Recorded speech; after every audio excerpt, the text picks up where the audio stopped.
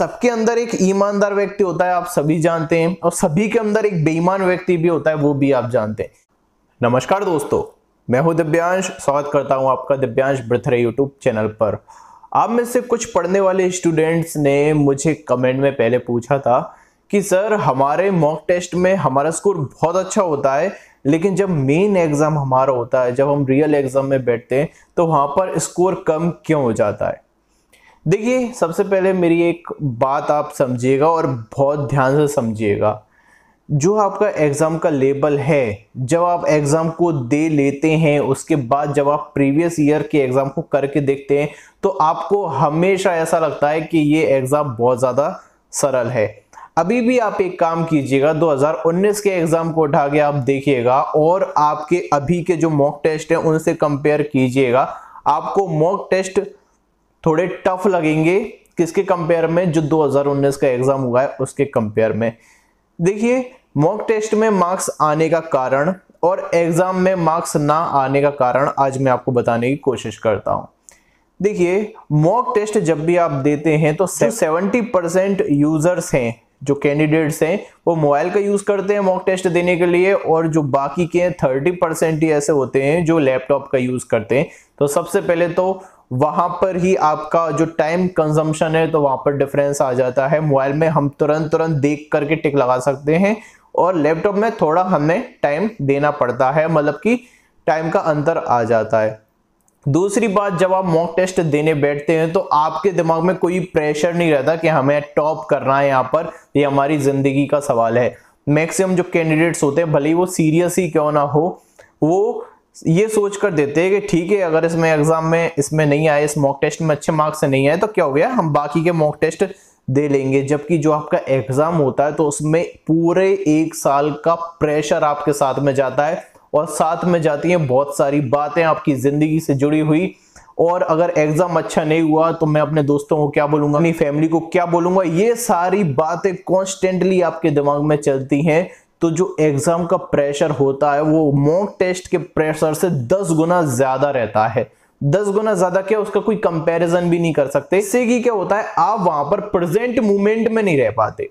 यहां पर आप मॉक टेस्ट दे रहे हैं, अब तो मॉक टेस्ट ऐसे होने लगे हैं, यदि आप उनको छोड़कर भी चले जाओगे तो फिर रिज्यूम का ऑप्शन आ जाता है। तो बढ़िया आपने किए 30-35 क्वेश्चन, छोड़ के चले गए, उसको खाना वाना खाया, इधर उधर व्हाट्सएप चलाया, बाई चांस आप टेस्ट दे रहे हैं, ऊपर से नोटिफिकेशन आया तो टेस्ट को आप छोड़ दोगे, आप नोटिफिकेशन देखने के लिए चले जाते हैं। मैक्सिमम के साथ ऐसा होता है, मैं हर एक की बात नहीं कर रहा, कुछ होते हैं जेन्युइन होते हैं, वो सक्सेसफुल भी हो जाते हैं। इसलिए आपने देखा होगा कि जो मॉक टेस्ट के टॉपर होते हैं वो कभी भी बहुत ही कम होता है जो वो एग्जाम की लिस्ट में कभी क्वालिफाई करते हैं, कभी भी ऐसा नहीं होता। और आप लोग खुद बोलते हो कि ये मॉक टेस्ट में जो टॉप कर रहा है जी असली एग्जाम में कहां चले जाते हैं। तो देखिए, बहुत सारी चीजें होती हैं। आपको कोई जीके का क्वेश्चन नहीं आ रहा, आपने पॉज किया, लाइव मॉक टेस्ट को ऊपर गए, सर्च किया गूगल पर, आपने क्लिक कर दिया आके, कोई सिनोनिम नहीं आ रहा, गए डिक्शनरी पर देखा, आके क्लिक कर दिया। तो ऐसी एक बेईमान सबके अंदर रहता है जो आप करने की कोशिश करते होंगे, नहीं भी करते होंगे। मैं सभी का लेके नहीं बोल रहा, मैं अधिकांश का बात बता रहा हूं। ऐसा होता है या नहीं होता, आप भी अग्री कर जाएंगे मुझसे। ऐसा होता है क्योंकि जब मैं भी देता था, मैं भी थोड़ी बहुत चीटिंग कर लिया करता था, या फिर मैं थोड़ा रेस्ट कर लेता था, नोटिफिकेशन ऊपर से निकाल देता था, विच इज ओके, कोई इसमें बड़ी बात नहीं है। जो मेन चीज है मैं आपको बताता हूं, वो है प्रेशर। प्रेशर होता है मेन एग्जाम में, और बाद बाकी कोई डिफरेंस नहीं है। चाहे आप mock test, normal mock test दीजिए, चाहे आप एग्जाम को दीजिए, कोई डिफरेंस नहीं है। जो मेन डिफरेंस है वो है आपका प्रेजेंस ऑफ माइंड का होना, उस प्रेशर को हैंडल करना। क्योंकि एग्जाम की आप कभी भी देखना, एग्जाम की जो वॉच होती है ना, वो मॉक टेस्ट की वॉच से बहुत ही ज्यादा तेज चलती है। आपको आ सभी रहा होगा, आपको इजी भी लग रहा होगा, लेकिन तब भी आपको वहां पर ज्यादा संशय में आप हो जाते हो, ज्यादा कंफ्यूजन में आप हो जाते हो। इस वजह से आपको वो टफ लगने लगता है और हड़बड़ी हो जाती है और आप गलती कर देते हैं।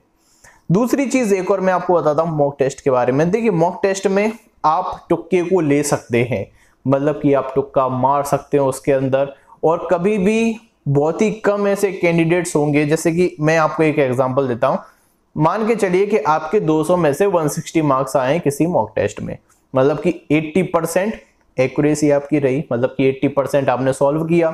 लेकिन वास्तव में क्या वो 80% था? क्या 160 के 160 जो मार्क्स आपके आए, क्या आपको वो पूरे ही आ रहे थे सारे के सारे? नहीं, उनमें से कुछ आपने एस्टिमेट लगाया होगा, अंदाजा लगा के आपने मारे होंगे, कुछ तुक्के लगाए होंगे और वो सही हो गए होंगे। जब आप उसको एनालाइज करने के लिए जाते हो तो आप केवल वहां पर जो आपके रॉन्ग क्वेश्चंस है केवल उनको देखते हो, जो आपने एक अंदाजे के थ्रू आपने किसी पर टिक लगाया था और वो सही हो गया, उसको आप कभी भी जाके चेक नहीं करेंगे और हो सकता है वही मेन एग्जाम में आ जाए और आपका जो कॉन्फिडेंस है वो डगमगा जाए, आपका कॉन्सेप्ट हिल जाए, क्योंकि आपने एनालिसिस ठीक से नहीं किया। तो देखिए, सबके अंदर एक ईमानदार व्यक्ति होता है, आप सभी जानते हैं, और सभी के अंदर एक बेईमान व्यक्ति भी होता है, वो भी आप जानते हैं।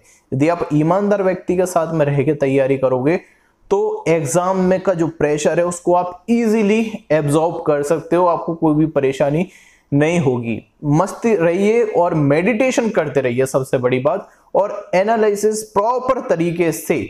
भले ही आप कोई क्वेश्चन को कर रहे हो, आपका वो क्वेश्चन सही भी हो रहा है, लेकिन आपको पता है कि वो आपने एक अंदाजा मारा था, उसका प्रॉपर रीजन आपको नहीं पता कि ये क्यों सही हो रहा है। जैसे कि कोई एरर आया, आपने उस एरर पर टिक लगा दिया केवल ये देखकर कि हाँ ये वाला सेंटेंस अच्छा नहीं लग रहा। ऐसा बहुत से लोग मुझे बोलते हैं, इंग्लिश मीडियम वाले बोलते हैं कि सर ये वाले पार्ट में एरर है। मैंने पूछा क्या एरर है? नहीं सर वो अच्छा नहीं लग रहा वहां पर। तो ये कोई रीजन नहीं होता, आपके अच्छा लगने से नहीं होती कोई चीज। हालांकि वो सही हो जाता है, लेकिन अधूरी जानकारी हमेशा खतरनाक ही रहती है। जानकारी फुल होनी चाहिए आपको, इसलिए अच्छे से पढ़िए और अच्छे से तैयारी करते रहिए। लॉकडाउन भी अब हटने वाला है, कुछ टाइम में केसेस भी कम हो गए हैं, लेकिन प्रिकॉशंस आपको हमेशा रखना पड़ेगा। और एग्जाम अभी मेरा और प्रेडिक्शन अगर आप बोलो तो जून तक भी नहीं होगा एग्जाम। ठीक है, मैंने पहले भी बोला था मई में नहीं होगा, लेकिन फिर भी कोई महान लोग आके कमेंट कर रहे थे नहीं अभी अप्रैल में ही हो जाएगा एग्जाम। मैंने आपसे बोला था मई तक नहीं होगा, अभी भी बोल रहा हूँ जून तक नहीं होगा एग्जाम। ठीक है, तो आपने अच्छे से पढ़ाई कीजिए और नेक्स्ट वीडियो में मैं आपको बताऊंगा कि एनालिसिस करना कैसे है। ठीक है, मॉक टेस्ट को एनालाइज किया कैसे जाता है। इसके अलावा जो भी आपके क्वेश्चंस हो आप मुझे कमेंट बॉक्स में कमेंट कर दीजिएगा, मैं उस पर वीडियो बनाने की कोशिश करूंगा और आपके सारे डाउट्स को क्लियर करने की कोशिश करूंगा। मिलता हूं आपसे नेक्स्ट वीडियो में, तब तक के लिए धन्यवाद।